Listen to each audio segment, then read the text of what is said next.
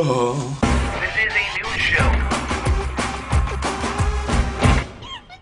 Hello Internet, it is the Wednesday Philip DeFranco Show. My name is Philip DeFranco, and let's jump into some of the stuff that mattered to me today, starting with the State of the Union was last night. And I'm not going to go crazy into politics, but there is something that President Obama said that really stood out to me, and that is that America is a nation of Google and Facebook. And I think this means several things. Obviously, we're addicted. Google, Facebook, the rest of the internet is just an extension of who we are. It is who we are. When you boil it down, you are Facebook profile plus what you search. Of course, you probably meant that other thing like Google and Facebook, or like the big new companies of the United States. The internet's this amazing thing. It's going to be where we create a lot of jobs, including Google hiring 6,000 more people next year, blah blah blah. But I like the first part a little more, because it's so deep, and chicks like deep dudes. We're getting deep from dudes. Something there. Another thing that stood out to me about the State of the Union was, when did everyone become so childish? It kind of weirds me out that, you know, during the State of the Union, everybody's tweeting. Not necessarily that they're tweeting it like, oh, fucking douche, but like their teams are tweeting. Barack Obama had his team tweeting big parts of his speech, and then John Boner, seen here amused that his name is John Boner, was kind of just shit-talking the president on Twitter while the president was speaking. It just boggles my mind that that was even taking place. And the third thing that stands out to me is I am just so happy that Nancy Pelosi isn't back there ugging it up anymore, because now you have like the best thing in the world. You have Joe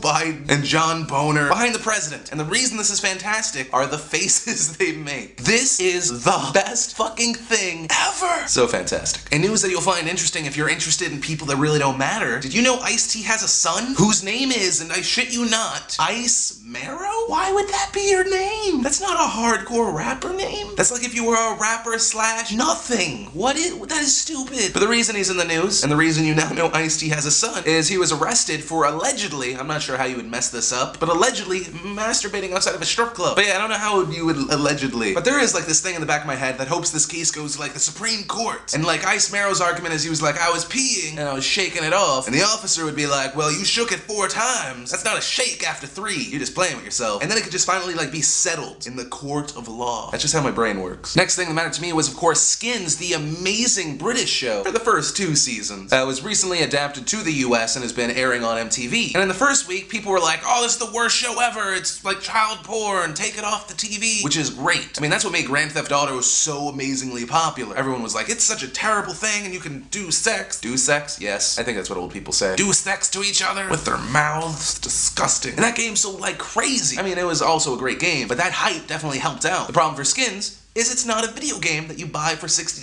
a pop. It's a TV show that needs sponsors. And as of week 2, several more sponsors have dropped out, leaving, I think, Red Bull and a pimple cream. That's it. So the main thing, unless the show gets more sponsors, it's gonna get canceled. And I think there are easy sponsors. Kesha albums, the morning after pill, Black Market for Loco, that's illegal, but you'll still sell it to anyone really. I don't care if they're 10 years old. You just gotta know your audience. Then in super sexy time news, Olivia Munn was hot in a bathing suit in a hot tub, and I don't really know or necessarily need the backstory to it. Olivia Munn has this amazing ability to make me not like her and then just immediately love her like every other picture. I don't know what it is. And then of course the over-the-top visual movie Sucker Punch is coming out soon. They're starting to do a lot of press, including Jamie Chung appearing on the cover of Complex magazine, which of course makes me happy because she's Asian and hot, even though Asians are normally hot, but she's a hot, doubly hot Asian hot. Triply hot Asian? Not sure. Main point, Asian girls just do it better. That should be on a shirt. Let's sell that shirt, but never tell my girlfriend about it because she will not like that at all. I don't know what it is about Asian women. I think it's just they stay like so sexy and youthful till they're like 60, and then someone accidentally feeds them after midnight, and then they turn into old Asian lady. It just happens. Sad. It's like seeing a unicorn being beaten to death by using another unicorn to beat said unicorn to death with. Lost track of words. Next story. And the next story is a new segment that I want to try out that I like to call What the Fuck, White People? In today's segment, we're gonna watch a man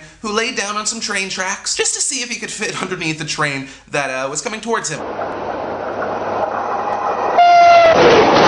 Main summary of that story, what the fuck, white people? Really? Also, a quick update to Monday's show. Apparently, Matrix 4 and 5, that's not true. It was a hoax story, and it got me. Son of a... whatever. I just love the fact that most of you are so well informed that you guys knew like 2 hours after the video of what was what. And the last thing I want to talk about today is the very serious issue, specifically the riots that are happening right now in Egypt. Tens of thousands of people have taken to the streets and started protesting. And despite the government trying to censor the internet, many people are still going online, sending out videos, getting the word out. And of course, the purpose of the riot is there are just a ton of people tired of the dictatorship, calling for an end to the reign of President Mubarak. I got that name wrong. Sounds like a diet supplement. Calling for the end of his reign as president. And what's really weird and kind of a testament of our generation, the revolution's being live streamed. There's specifically like Facebook fan pages that have been able to get through the security blocks, and people are still talking, taking videos, sending pictures, and it's kind of great to see a people stand up for themselves. Many people saying that these Egyptians standing up were inspired by the Tunisians, who of course revolted, took to Facebook, Twitter, YouTube, and Tunisia kind of took a second step. Facebook realized that the government was trying to hack their citizens' Facebook pages, get their passwords, and keep them from, spreading the word. That, of course, if you've been following the Tunisian story, didn't pan out so well for their government or their leader, now former Tunisian President Ben Ali, seen here with his customary pirate badge, just before fleeing the country that no longer wanted him. And if this really shows us anything, it is true. The revolution will not be televised. It will take place when the citizens go to the streets with a rock in one hand and a camera phone in the other. And that's the world we live in. And guys, of course, I want to give away something today. Today it's something more personal. You might have noticed it in the background. My buddy Tony made me a new poster. And right now, there are only 2 in existence. So today, same rules as always. Leave a comment on this video like you normally would about anything. Then favorite this video. Then a random number generator may choose you or someone else. And that person will be the new proud owner of this. Just something cool I thought you'd like. But guys, of course, that's everything that mattered to me today. If you want to check out any of the stories I talked about in this video, the new Wednesday Real Life of Philip DeFranco, or other things I just didn't even talk about, click those links in the description down below. But of course, as always, my name is Philip DeFranco, and you've been filled in. I am so glad to be back home.